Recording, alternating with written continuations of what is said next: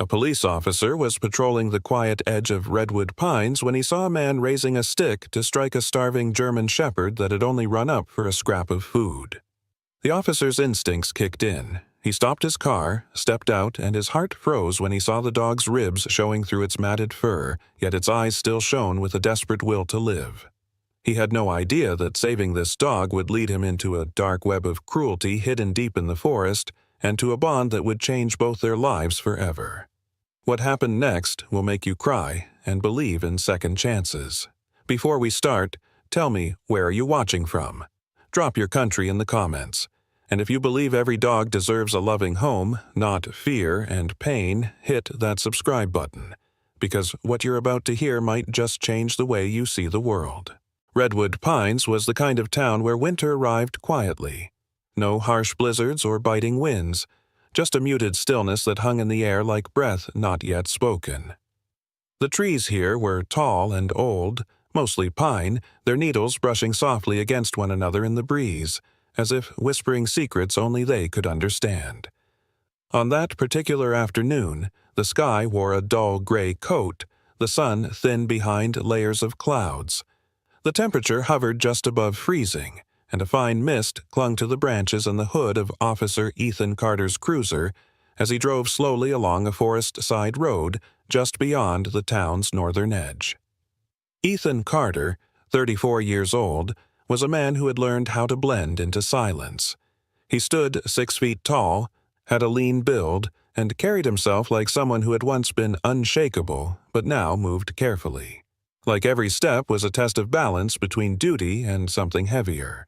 He had short brown hair with hints of gray near the temples, a result not just of age but of grief. His hazel eyes often seemed far away, not unfocused but focused somewhere the rest of the world couldn't quite see. Since his wife, Rachel, had died in a car crash 18 months ago, Ethan had become quieter, slower to speak, and quicker to notice the small, forgotten things: an untied shoe, a stray sock in a gutter, a lonely child staring at a vending machine with empty pockets. Today was like most others since the funeral. Ethan had chosen to patrol this stretch of road that curled along the forest's edge, part out of habit, part out of hope. The silence out here wasn't empty. It was thoughtful. And for a man still rebuilding himself, that kind of silence was a kind of balm. As he eased the cruiser around a bend, something on the shoulder caught his attention, a sudden, violent movement. Ethan slowed, instinct rising in him like a tide. Ahead, a man stood at the edge of the road, arm raised. His figure was heavy-set, mid-40s, with a thick torso wrapped in a faded camo jacket and grease-stained jeans. His face was ruddy, jaw unshaven, his grayish-blonde beard uneven and wild. He had that look, one too many drinks the night before, and a chip on his shoulder that never quite went away. He gripped a broken wooden stick, like part of a shovel handle, and was swinging it down toward the ground with force. Ethan's eyes dropped to where the strike was landing, and his gut tightened. A German shepherd. The dog was cowering, ribs sharp beneath his patchy coat, ears flattened against his skull. His fur, once likely a rich tan and black, was matted with dirt and dried mud, tail tucked but not fully curled. This wasn't a wild dog. This was a dog who had known people, and been hurt by them. The dog growled low, not in defiance but in warning. Between his front paws was a tattered plastic grocery bag, translucent with time, containing the few remnants of food, half a biscuit, a piece of torn bread, maybe some cold fries. And still, despite the blows, the dog shielded it with his body like it was treasure. Ethan pulled the cruiser over, his tires crunching on the gravel shoulder. He flicked off the engine but left the emergency lights off. This didn't need to become a spectacle. Not yet. He stepped out into the cold, adjusting his duty belt and resting a calm hand on the top of the door. "Hey there," he said, his voice level but carrying across the space. "Put the stick down." The man turned. His eyes were red-rimmed, and his breath smoked in the air. He looked Ethan over like he was trying to decide how much trouble the uniform meant today. "This stray came at me," the man said defensively. "Tried to bite me, was sniffing my sandwich. I got every right to protect myself." Ethan took a slow step forward, scanning both the man and the dog. The shepherd was not aggressive. He was trembling more from cold and exhaustion than fear, but he didn't bark or lunge. His amber eyes flicked between the two men, his jaw twitching slightly, still growling, still guarding. "You've got a right to feel safe," Ethan said evenly. "But beating an animal like that? That's not self-defense, that's cruelty." The man sneered. "It's a mutt. Ain't got no tag, no collar, probably rabid." "I don't see foam. I see a hungry dog guarding scraps," Ethan replied. He slowly knelt, letting his posture sink low, open, non-threatening. "Come on, buddy. You're okay now." From his pocket he pulled a small beef jerky stick. The scent made the shepherd's nose twitch. "I've got something better than cold bread," Ethan murmured. The dog didn't move. Not yet, but his growl quieted. The man with the stick huffed, shifting weight from one foot to the other. "You taking it then? That thing's a nuisance." "I'm taking him," Ethan confirmed, "and I'll be filing a report on what I just saw." "You serious?" the man scoffed. "I'm serious." Ethan held out the jerky, closer now. The shepherd leaned forward tentatively, then inched forward on his belly and took it. His teeth were yellowed, but not rotting. He was young, maybe 2 or 3 years old, probably dumped after someone couldn't afford him anymore, or worse, used for something cruel. Ethan stood slowly, pulling a blue slip leash from his belt. He let it dangle. "Let's go, boy," he said gently. "You've had enough hurt." The dog hesitated. Then, like some silent decision passed between them, he stepped forward and slid his head into the loop. The plastic bag still lay on the ground. The shepherd looked at it once, then turned his gaze back to Ethan. Ethan picked it up. "I'll bring it," he said softly. "But you're getting better today." The man in the camo jacket rolled his eyes. "Whatever." Ethan turned back. "Name?" "Hank," the man muttered. "Last name?" He didn't answer. Ethan didn't press it for now. "Animal control will follow up." He walked the dog to the cruiser, opened the back. The shepherd jumped in, surprisingly agile. He turned in a circle, then settled, eyes alert. As Ethan closed the door, he looked at the man one last time. "You do this again, and next time you're not walking away with just a warning." The man didn't answer. He was already walking off into the woods, grumbling to himself. Ethan got into the driver's seat, took one look in the rearview mirror. The shepherd met his gaze, unmoving. Ethan nodded to himself. Today, meaning had found him, and he was bringing it back to town. The overhead lights in Redwood Pines Police Station flickered with their usual uneven hum, casting a sterile glow across the main operations room. The place was mostly empty, just a lone dispatcher in the corner flipping through takeout menus and the occasional clack of keys from behind the front desk. The cold followed Ethan Carter inside as he pushed through the double doors with a quiet German shepherd walking gingerly at his side. The dog's gait was uneven, favoring his right hind leg. Dried mud clung to the fur between his paws.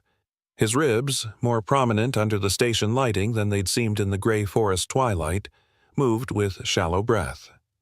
Ethan led him into the small break room, pausing only to grab a towel from a supply cabinet and a first aid kit from the shelf beside the mini-fridge. The break room was small 2 tables, a fridge covered in outdated flyers and missing pet notices, a microwave with a dent in its side, and an old sofa that sagged like it held 1,000 stories in its worn cushions. Ethan laid the towel out on the floor and gestured gently. The dog hesitated. He looked at the towel, then at Ethan, then back at the door. "I get it," Ethan murmured. "I wouldn't trust me either." He sank slowly to the floor and leaned back against the fridge. He removed his jacket and draped it across his knees, creating a softer tone in the room. Then he reached into his pocket and pulled out the half sandwich he hadn't finished earlier, a turkey and cheddar on wheat, wrapped in wax paper. He peeled it open, broke off a corner, and slid it across the floor. The dog's ears twitched. Hunger gnawed louder than fear. Cautiously, he crept forward, still limping slightly, and sniffed the offering. A second later, it vanished into his mouth. Ethan smiled. "Good boy," he said. There's more if you want it, but I need to check that leg." He extended another piece. This time the dog didn't retreat after taking it. Instead, he sat cautiously, alert, and watched Ethan's hands as the officer pulled a packet of antiseptic wipes from the kit. Ethan moved slow. Every shift of his hand was a negotiation. The dog flinched as the wipe neared the injured leg, but didn't growl. There was trust beginning to sprout in that space between silence and flinch. As Ethan dabbed gently at the raw skin near the paw pad, he noticed something. A scar near the hock joint, long-heeled but crooked, as if the dog had once been caught in something metal, possibly a snare or barbed wire. This wasn't his first brush with pain. Ethan whispered softly as he worked, not out of habit, but because silence felt too sharp. He didn't hear the phone vibrating in his coat pocket until the second buzz. With a soft apology, he reached for it and checked the screen. Lisa Baxter. He swiped to answer. Lisa Baxter, 42, was the only full-time officer with Redwood Pines Animal Protection Unit. She had a broad-shouldered frame, the sun-scorched complexion of someone who rarely remembered sunscreen, and thick auburn hair perpetually tied in a haphazard braid. Her voice was no nonsense, but her heart had earned her the nickname the soft cop around town. "Hey," she said, voice crackling with urgency. "You on duty near the edge of Highway 9 today?" "Just came back from there," Ethan replied, watching as the dog tentatively inched closer and laid his chin on the towel. "Figured. We've had 3 more anonymous reports of animal cruelty in the last 2 weeks, all clustered around the east side of the forest. Dead drop traps, signs of illegal tethering, even someone claiming they saw dogs being thrown from a truck bed." Ethan's brows furrowed. "I just picked up a shepherd near that stretch. Looked like someone was going to beat him." "Same guy?" "Hard to say," Ethan replied. "But I logged his name Hank something. He didn't stick around." "Keep an eye on that area," Lisa said. "And if that shepherd you found reacts to trucks, make a note. It could help." "Copy that." He ended the call and slid the phone into his pocket. The shepherd had lifted his head. His ears were angled forward, listening. "You understood that, didn't you?" Ethan said, more to himself. Almost as if in response, the dog's ears twitched at the faint sound of an engine passing outside one of the late-night delivery trucks that rolled through town on its way to the 24-hour warehouse 10 miles east. The dog's body stiffened. His gaze snapped toward the front entrance, and he gave a single, sharp bark. Not panicked, not frantic, just alert. Ethan stood, startled. "You know that sound." The bark came again. The shepherd padded slowly to the door, peered through the glass as the red glow of taillights faded into the misty night. Ethan made a mental note. Memory, it seemed, ran deep in this one. Later that night, Ethan set up a crate in his office, lining it with an old blanket and placing a small bowl of water and some kibble nearby. The dog, unnamed, unclaimed, and still reluctant to make full eye contact, stepped into the crate without resistance, turned once, and lay down. Ethan sat at his desk, watching the rise and fall of the dog's sides, wondering what else this quiet animal had seen, what it remembered, and what it was still trying to forget. Before switching off the light, he scribbled a note in his field journal. Shepherd responded strongly to truck engine noise. Possible prior trauma linked to moving vehicle. Behavioral memory intact. No aggression toward humans since intake. Cautious, but responsive. Trust forming. Then he looked back at the crate, and for the first time in months, the silence didn't feel so lonely. The morning in Redwood Pines broke slow and gray. Mist hung in the trees like cobwebs spun between pine boughs, and the air was thick with damp earth and silence. Ethan Carter sipped his coffee on the back steps of the station, watching shadows stretch on the wet grass of the small fenced yard behind the building. The dog had been calmer since their first night together, his ribs still visible, but his eyes brighter. Trust had begun to root itself in tiny ways, the way Shadow sat near the door without being told, or how he waited, watching, before eating as if confirming that Ethan would not disappear. Ethan had chosen the name Shadow the previous night, after noticing how the dog followed him soundlessly from room to room, always present but never imposing. There was a dignity in the dog's movements, quiet, measured, with just a hint of weariness that never slowed him down. Shadow didn't demand affection, but he didn't reject it either. When Ethan had laid a hand on his back just behind the shoulder blades, Shadow had gone still for a heartbeat before letting out a breath that sounded like surrender. That was the moment the name had stuck. Ethan opened the gate, and Shadow looked up, tail giving a cautious wag. "Let's walk," Ethan said. They followed a dirt path that ran behind the station and disappeared into the dense woods that surrounded the north side of town. The trail was rarely used except by hikers or the occasional teen looking for somewhere to smoke without being seen. But Ethan knew it well. He used to walk here with Rachel on Sunday mornings, their only real time off together. As they moved deeper into the trees, Shadow's posture changed. His head lowered, ears pricked forward, nose twitching with intention. The leash in Ethan's hand went taut. "What is it?" Ethan murmured. Shadow didn't bark or growl. He simply turned off the trail and began to move with purpose, pulling Ethan through the underbrush. Branches scraped Ethan's sleeves and thorns snagged at his boots as they pushed through the thicket. They climbed over a fallen tree, ducked beneath a low limb, and finally came upon a clearing obscured by dense laurel bushes and tall grass. In the center of the clearing sat a small wooden shack, long since abandoned. Its roof sagged under the weight of time and weather, and moss crept up its lower walls. A rusted horseshoe hung crooked on the door, and a single broken window stared back at them like a blind eye. Shadow growled low in his throat.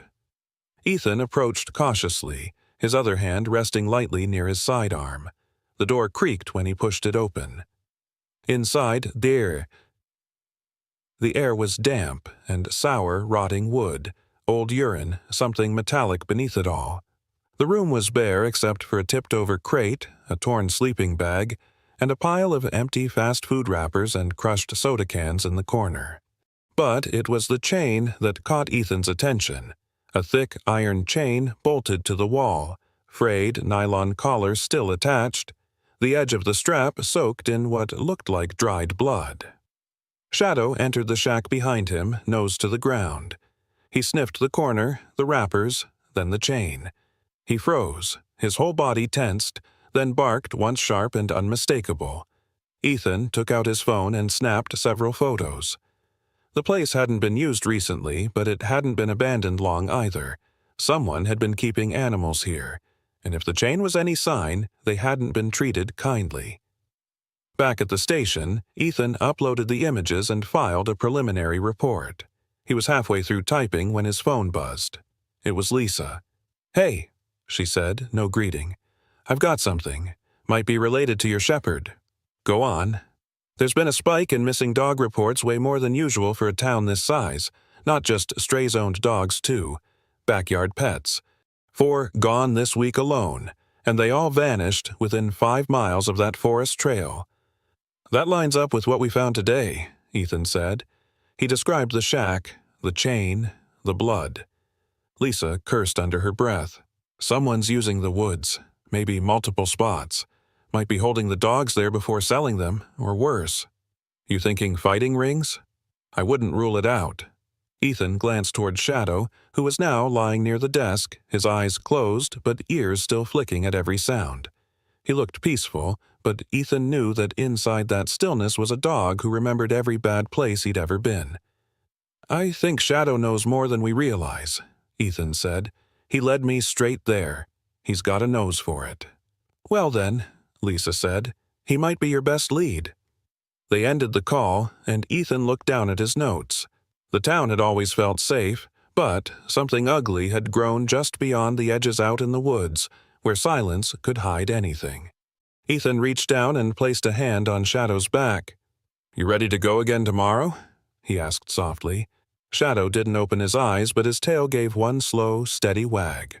By mid-morning the following day, the overcast sky above redwood pines had given way to a brief sliver of pale blue, like the town was trying to breathe after days of holding its breath. The woods remained wet and quiet, still carrying the scent of moss, cold soil, and pine needles soaked through. Inside the police station, however, the air buzzed with quiet purpose. Ethan Carter sat at his desk going through county records on a second monitor while Shadow lay stretched out beneath his chair, his head resting on his paws, ears flicking occasionally at the clicking of keys. The warmth of the heater hummed softly, and despite the comfort, Ethan's focus was razor-sharp. He had narrowed down the name Hank to a single possibility the night before, but this morning confirmed it. Hank Dorsey, age 47, local laborer with a long history of citations.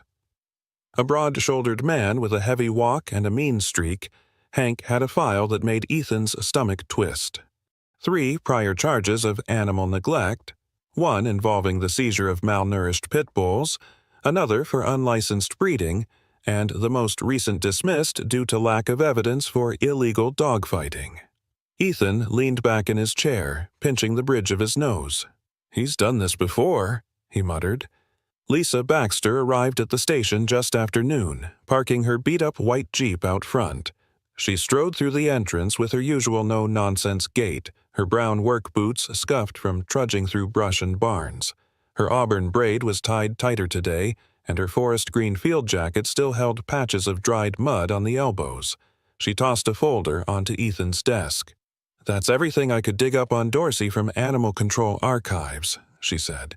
"He's been on and off our radar for nearly a decade, never keeps the same address more than 6 months, always just outside town limits, and there's a rumor that he's working with a group operating near the county line." Ethan flipped the folder open. Several blurry photos showed pens of dogs behind sheds, blue tarps rigged into crude kennels, and grainy stills of pickup trucks with cages in the bed. "What kind of group?" Lisa shrugged, arms crossed. "Fighting rings, most likely. Some whispers about trafficking to selling aggressive breeds to buyers out of state. Could be connected to something bigger." Ethan glanced down at Shadow, who looked up at the sound of Lisa's voice. The dog's amber eyes blinked once, calm but alert. "He found the shack," Ethan said, "and he's got a nose. If those dogs were moved through the woods, he might be able to track them again." Lisa nodded. "Let's test that theory." Later that afternoon, they returned to the same forest path behind the station. Ethan wore a dark brown flannel shirt under his vest, and Lisa came armed with a small duffel of evidence markers and a portable camera. Shadow trotted ahead, tail slightly raised, nose close to the ground. The woods were quieter today, heavier. The trees creaked faintly in the wind, and a crow called once from far above before vanishing from view. Shadow led them quickly past the shack and veered west into a thicket that neither of them had noticed before. Ethan followed without hesitation, the brambles pulling at his sleeves. After 20 minutes, Shadow slowed. He sniffed the ground, circled, then headed downslope into a shallow ravine. At the base of the incline, shielded by thick brush and half covered by a fallen tarp, stood a row of wooden pens, barely held together by rusted wire and mismatched boards. The structure looked like it had been assembled in haste, more for hiding than housing. Several of the pens had old straw inside, stained and flattened. One had a broken water bowl tipped on its side. A pair of collars sat discarded near a tree stump, their tags scratched blank. Lisa snapped photos while Ethan opened a pen and inspected the interior. "Recently used," he said. "Some of this straw's still warm." Lisa crouched beside a footprint in the mud, deep, wide, and angled slightly outward. "Work boots, fresh tread. They were here no more than a day ago." Shadow sniffed along the outer edge of the pens, tail down now, his movements more cautious. He stopped near a cluster of trees, pawed at the earth, then looked back at Ethan. A faint trail of disturbed leaves extended past the trees, likely an exit path. "He found their route," Lisa said. "He's better than some of our certified canines." Ethan crouched beside the dog, placing a steady hand on his back. "He's done this before. He just didn't have the badge." That night, as the sky darkened and the wind picked up, Ethan sat alone in his living room. The television was on but muted. Shadow lay on a folded quilt near the fireplace, occasionally lifting his head when a branch brushed against the window. Ethan stared into the flames. He remembered being 12. His parents had died in a house fire. one of those sudden, cruel blazes that start with bad wiring and end with everything turned to ash. For a while, he had lived with an aunt on the edge of the same woods. It was during that year that he had found a stray, a mutt with a split ear and eyes that never blinked first. The dog had been caught in a wire snare and nearly bled out before Ethan found him. He had carried the dog back to the cabin in his arms, hands shaking, not knowing what to do except try. The dog had healed. And, in those silent weeks, when nightmares crept in and words wouldn't come, it had been the dog always waiting at the foot of the bed who had taught Ethan to sleep again. Now, decades later, another dog was helping him heal something he hadn't known was still broken. He looked over at Shadow, who blinked once in the firelight, then rested his head back down. Tomorrow, they would follow the trail deeper. But tonight, they had earned a moment of warmth. Nightfall in redwood pines brought a damp chill that settled deep into the bones. The moon hung low behind streaks of cloud, casting an eerie silver over the treetops. Ethan Carter stood at the edge of the woods, dressed in black tactical gear, his breath forming pale clouds in the air. His hand rested lightly on Shadow's back as the dog stood alert beside him, muscles taut, ears forward, nose twitching as he took in every scent drifting on the wind. Beside Ethan stood Officer Chris Morales, 29, a young but capable patrolman with a square jaw, dark buzz-cut hair, and a sharp sense of loyalty. Chris had grown up in Redwood Pines, a local boy-turned-officer, known for his calm demeanor under pressure and a sense of humor that could cut through even the tensest situations. Tonight, though, his face was serious. Behind them, Lisa crouched near a bush, checking her gear. She wore a dark, olive jacket and had her camera rig strapped to her chest, ready to document everything. The trio had spent the last 2 hours mapping out a quiet route to the makeshift kennel deep in the woods, following the path Shadow had discovered the day before. No lights, no radio chatter, just darkness and tension. "You good, Ethan?" Chris whispered. Ethan gave a nod. "Let's move." Shadow took the lead. They followed the narrow trail, ducking under branches, moving in silence but for the soft crunch of pine needles beneath their boots. Shadow paused occasionally to check the air, his body low and alert. When they reached the ridge above the kennels, they dropped low behind a line of brush. From this vantage point, they could see the pens again. 7 of them, some with tarps partially pulled over the tops. A dull glow came from a floodlight hanging by a wire nailed to a nearby tree. It blinked irregularly, casting jerky shadows across the clearing. No voices, no movement. "He's not here," Lisa said quietly, "or he's hiding." Ethan watched Shadow. The dog stared straight ahead, then looked back at Ethan. The look wasn't fear, it was a signal. Ready. "Let him go," Ethan said. Shadow darted forward like smoke. He weaved through the clearing's edge, body low to the ground, almost invisible in the brush. When he reached the pens, he circled them, then stopped in front of the 4th one, pawing at the side. Ethan and Chris moved in, silent and quick. Lisa stayed back, filming from the cover of trees. Ethan reached the 4th pen and peered inside. 7 dogs. Mutt mixes, a terrier, 2 pit bulls, a young Rottweiler. One of the pits trembled violently. Another barked once before Shadow stepped close to the wire and gave a quiet, calming growl, just enough to grab attention, not enough to alarm. The bark stopped. The dogs looked at him, ears perked. "Good boy," Ethan murmured. "Keep them calm." Chris moved to the lock. "Cheap padlocks," he said, pulling a tension tool from his pocket. "Give me 20 seconds." As Chris worked, Ethan moved between the pens, checking each for occupants. Most were empty or showed signs of recent use: fur, feces, scraps of torn blankets. All of it painted a grim picture. They opened the 4th pen first. The dogs hesitated. Shadow stepped inside. He sniffed one, then another, and wagged his tail, slow, gentle. The smallest of the dogs, a tan mutt with white paws, moved first, stepping forward and nudging Shadow's side. Shadow let him. That was all it took. The others followed. Ethan and Chris led them out one by one, attaching spare leashes they'd brought.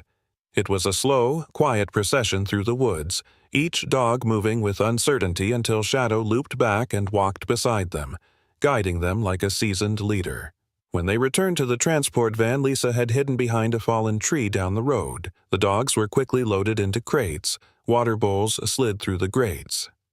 Lisa documented each one, tagging collars and noting behavior. "That all of them?" she asked. "No," Ethan said. "He's gone." They searched the area, no signs of Hank. The shack had been cleared out. A few cigarette butts and the muddy imprint of a boot leading away were the only clues left behind. Hank Dorsey had vanished. Later that night, back at the station, the rescued dogs were lined up in the holding area, some pacing, others curled up and sleeping. One of them, the tan mutt with white paws, was especially restless, panting, scratching at the crate door, whining. Lisa called Ethan over. "I think this one knows something. He won't settle." They checked his tag. Nothing. Just a faded blue collar, no ID. But something about the dog was familiar. The next morning, just after sunrise, a family pulled into the station lot in a red sedan. The father, Michael Young, early 40s, dressed in a soft gray hoodie and jeans, had tears in his eyes before he even opened the door. His wife, Janet, tall and thin with shoulder-length blonde hair, was holding a stack of flyers. "Lost Dog, Benji," in bold red letters. Their son, Oliver, maybe 10 years old, was gripping a leash in his hand even though there was no dog attached. His dark hair was messy and his eyes red from crying. He looked around as they stepped inside. "Someone called," Michael said. "Said you found a tan mutt last night near the woods. Said it might be ours." Ethan took them to the kennels. As soon as Oliver stepped near the crate, the dog began barking, not with fear, but joy. The tail slammed against the crate wall like a drumbeat. Oliver dropped to his knees. "Benji!" he cried. Lisa opened the crate, and Benji launched into the boy's arms, licking his face, his whole body vibrating. Michael choked up. Janet wiped her eyes. "We thought he was gone for good," she whispered. "He's been missing for weeks. We posted flyers all over town." Ethan stepped back, giving them space. Shadow sat at his side, watching, head slightly tilted. "He's the one who found them," Ethan said softly. Michael looked over and met Ethan's eyes. "Then you saved more than just a dog last night." It was just past midnight in Redwood Pines, and the town was asleep beneath a canopy of wind-stirred clouds. The streetlights along Hawthorne Avenue flickered occasionally, catching leaves as they tumbled over empty sidewalks. Ethan Carter's small two-bedroom home sat near the edge of a tree line, its back porch facing the woods he now walked so often with Shadow. The house was quiet, the kind of quiet that should bring peace, but tonight it felt thin, like silence waiting to crack. Inside, Ethan lay half asleep on the living room couch, a worn blanket thrown over his legs, the television screen dark after hours of unused streaming. A cold mug of coffee rested on the side table beside a copy of an old field report he never finished reading. Shadow lay curled up near the back door, head resting between his front paws, but his ears twitched at every sound ever alert, even in sleep. Ethan stirred slightly, muttering Rachel's name under his breath, lost in some dream that didn't want to let go. That was when Shadow's head shot up. A crunch. Not loud, but distinct. A boot on gravel. Shadow rose silently, moved toward the back door, tail stiff and low. His eyes, deep amber and sharp even in low light, locked on the window. Another sound followed, the faint click of a gate unlatching. Shadow growled. Then came the scent. He recognized it instantly. He barked once, sharp and loud, and then again, deep and furious. The sound echoed through the house like a warning bell. Ethan jolted upright, knocking the mug off the table. It hit the floor and shattered, but Ethan didn't notice. He was on his feet in seconds, grabbing the flashlight and his sidearm from the nearby drawer. Shadow stood at the door, barking now with purpose, pawing at the frame. "What is it?" Ethan whispered, but his gut already knew. He opened the door. The yard was dim, lit only by the soft spill of porch light and the half-moon overhead. Shadow pushed forward, nose to the air, muscles tense. Ethan followed, scanning the shadows along the fence line. Then he saw it, a figure slipping through the back gate, heavy set, shoulders hunched, disappearing into the woods beyond. "Hank," Ethan muttered, and ran. He shouted once, "Stop!" The man didn't. Shadow raced ahead, faster than Ethan expected, weaving through the trees like a shadow himself. Ethan followed the sound of breaking branches and heavy footfalls, his flashlight beam slicing through the dark. But the trees were thick, and Hank Dorsey knew the forest better than most. Within minutes, the noises faded. Ethan stopped at a clearing, breath visible in the cold air.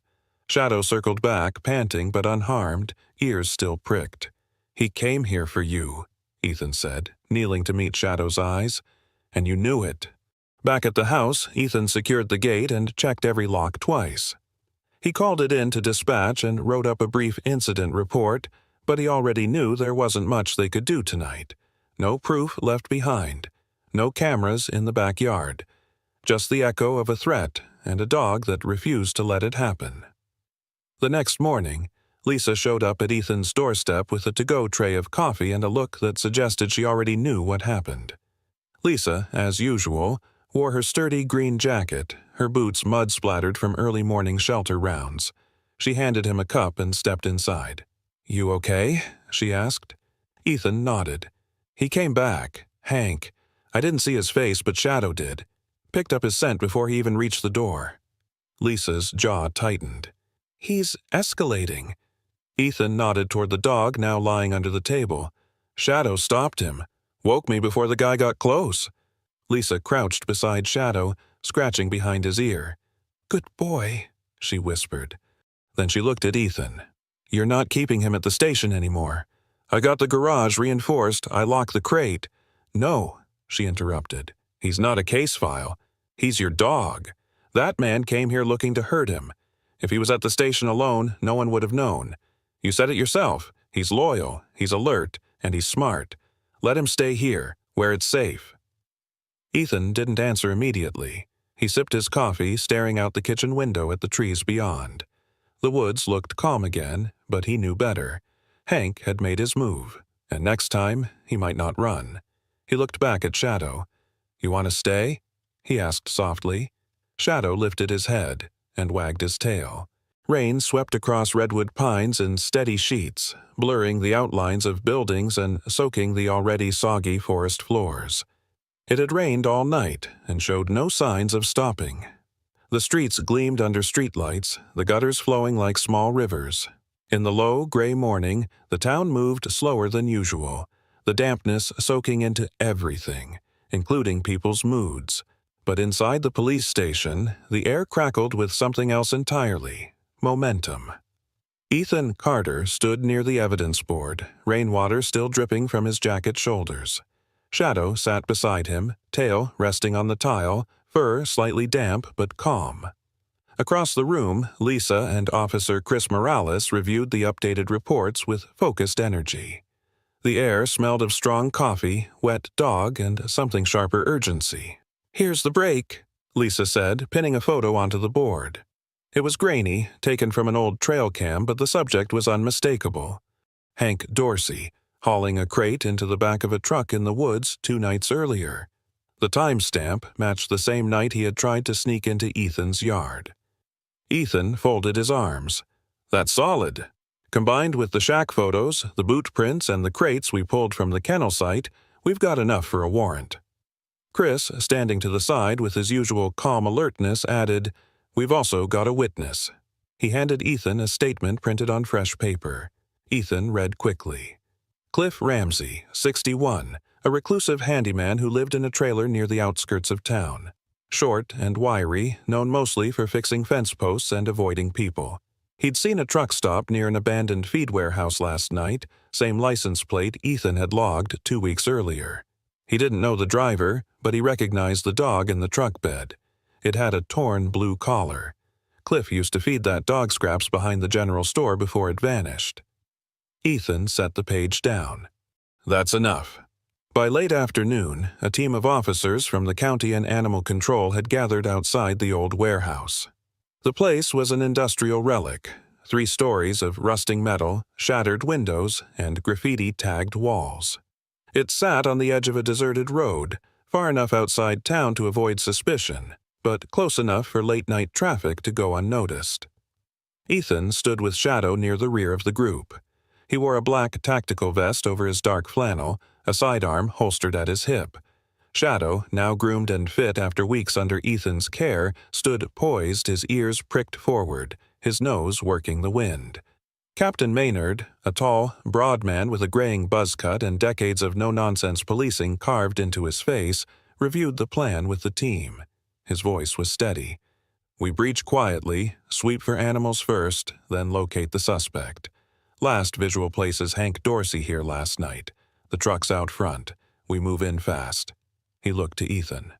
"Your dog up for it?" Ethan glanced down at Shadow, who looked up at him with calm focus. "He's ready." The team fanned out 2 groups flanking the main entrance, one sweeping around back. Ethan and Shadow moved with the second team, Lisa trailing close behind with her camera. The rain had slowed to a drizzle, but the clouds hung heavy above the scene. As they reached the side door, Shadow tensed. "Something's inside," Ethan whispered. He gave the silent signal. Shadow pushed forward. The door was slightly ajar. Inside, the warehouse smelled of oil, wet wood, and the unmistakable scent of fear. The space was dimly lit by hanging bulbs strung from the rafters. Stacked crates lined the walls, and in the far corner behind a metal gate, several dogs whimpered softly. One barked once, then stopped. Movement to the left. "Hank Dorsey!" Ethan shouted, raising his voice. "Police! Step out with your hands up!" A figure bolted from the shadows, crashing into a stack of crates, then sprinting toward a rear exit. "Shadow, go!" The dog exploded forward in a blur of muscle and determination. He darted around broken pallets, through crates, past the gate, and reached the exit door just as Hank threw it open. Hank stumbled back when he saw the dog. His hand fumbled for something, maybe a crowbar, maybe a wrench. But he never had the chance. Shadow growled once, stepped into his path, and stood firm. Hank froze. Ethan and 2 officers were there seconds later, guns drawn, voices shouting. Hank looked around, saw no escape, and dropped the tool with a clatter. Okay, don't shoot. Just get that damn dog away from me." Ethan didn't smile, but his voice was calm. "He's the reason you're not running right now." Officers cuffed Hank and walked him out of the warehouse, past the pens, past the team loading crates of frightened, malnourished dogs into animal control vans. Reporters had already begun to gather at the street entrance.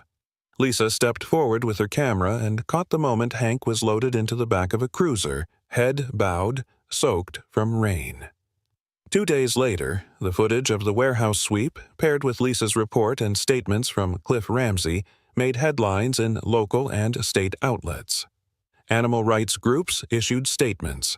Pet shelters across the region reposted photos of the rescued dogs. And more than a dozen petitions circulated online calling for harsher sentences on repeat offenders of animal cruelty. Shadow's photo taken just as he stood in the warehouse doorway, blocking Hank's escape, was used as the cover image for an article titled "The Dog That Stood His Ground." At home, Ethan fed Shadow dinner and sat beside him on the back porch as the wind picked up again. The trees whispered above them. "You did good," Ethan said, hand resting lightly on Shadow's back. Shadow, ever quiet, leaned slightly into the touch. Autumn had arrived in Redwood Pines. The town wore its golden crown of amber leaves, and the crisp breeze carried with it the scent of change. The once troubled corners of the town felt softer, lighter, as if the air itself remembered what had been saved and what had been lost. 3 weeks had passed since Hank Dorsey was sentenced. The courtroom had been packed journalists, activists, citizens, and even a few students with clipboards for a school project. Judge Wallace, a stern but fair woman in her late 60s with silver hair tied in a bun and a reputation for no-nonsense rulings, had read the verdict without ceremony. Hank was to serve 15 years for organized animal cruelty, obstruction of justice, and assault on an officer. There had been no outbursts, no apologies. just the clinking of handcuffs and the quiet relief of a community breathing easier. Ethan Carter stood outside the courthouse steps afterward, flanked by Lisa Tran and, of course, Shadow. The German Shepherd, now fully recovered, looked alert and poised as always. His fur had regained its luster, the scars fading beneath new growth. At 7 years old, he moved with practiced discipline, but the gentle spirit of a soul who had survived.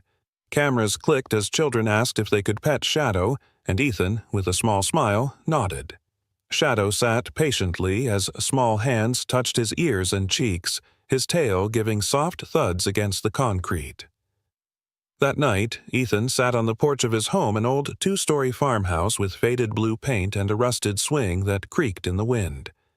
The sky was a watercolor of purples and oranges, stars just beginning to peek through. Shadow lay by his feet, watching the field, ears still attuned to distant sounds. Lisa arrived, as she often did now, carrying a cardboard box labeled foster forms and flyers. She wore jeans tucked into worn leather boots and a flannel rolled at the sleeves. Her dark hair was pulled into a messy bun, and her face carried the contented exhaustion of someone who was making something real. "We got approved," she said, placing the box on the porch bench. "The rescue's official." Ethan raised an eyebrow. "Already?" "People don't say no to a dog like Shadow," she replied, tossing him a brochure. At the top, in bold letters, "Second Chance Rescue, inspired by Shadow, built for every animal in need." Inside were pictures of Shadow during the warehouse raid, his recovery, and a photo of him standing beside Ethan during a patrol. "They want to name him the honorary mascot," she said. Ethan glanced at the dog, who gave a soft huff as if sensing the attention. "He's not going to want a costume." Lisa laughed. "No costumes, just a vest, Community K9. The program they launched was simple in structure but powerful in purpose. They partnered with local shelters to create a foster-to-adopt initiative, funded partly by donations and partly by municipal grants. Lisa handled the logistics, organizing volunteers, managing social media, working with shelters. Ethan provided safety, credibility, and the occasional patrol route turned publicity event. Shadow was both mascot and ambassador. The town responded. Families who once eyed stray dogs with suspicion now visited adoption events. Children started asking for a shadow dog for Christmas. Murals were painted across the community center, one showing Shadow leaping toward the warehouse door, another of him lying next to a rescued puppy. Shadow's face, noble and watchful, became the symbol of resilience. Among the many who visited was Sarah Green, a quiet, widowed woman in her early 50s who had never owned a pet before. She stood at one of the events holding a leash to a small terrier mix named Bixby. Sarah was petite, with short curly gray hair and reading glasses always tucked into her cardigan. She smiled nervously, explaining to Ethan that she used to fear dogs after a childhood incident, but that Shadow's story had changed something in her. "I figured if he could forgive people," she said softly, "maybe I could try too." Meanwhile, Ethan and Shadow fell into a new rhythm. They were no longer just a man and a dog. They were a team. Morning patrols, community visits, occasional school talks where kids asked if Shadow could do tricks. He couldn't really, but he tried. At night, they'd return home, where Shadow had his own bed beside the fireplace, and Ethan, though he never said it out loud, felt the house no longer echoed the same. On one particularly rainy evening, as they walked back from a late check-in at the shelter, Ethan paused outside his porch. Shadow stopped beside him. "You know," Ethan said, voice low, "I thought I was saving you that day." Shadow looked up at him. "But turns out you saved me too." No response, just a soft bump of a wet nose against his hand, and Ethan knew the feeling was mutual. Sometimes God's miracles don't arrive with trumpet sounds or shining lights. They come on 4 legs, covered in dust and scars, with eyes that have seen both cruelty and hope. Shadow wasn't just a rescued dog, he became a symbol of redemption, loyalty, and second chances. Through his courage and devotion, an entire town was reminded that no creature is too broken to be loved, and no soul is beyond healing. In our daily lives, we often overlook the quiet blessings: a loyal companion, a warm home, a moment of unexpected kindness, but these are the very things that carry God's grace. Just like Shadow, we are all called to protect, to love, and to restore what was lost. If this story touched your heart, please share it with someone who believes in second chances.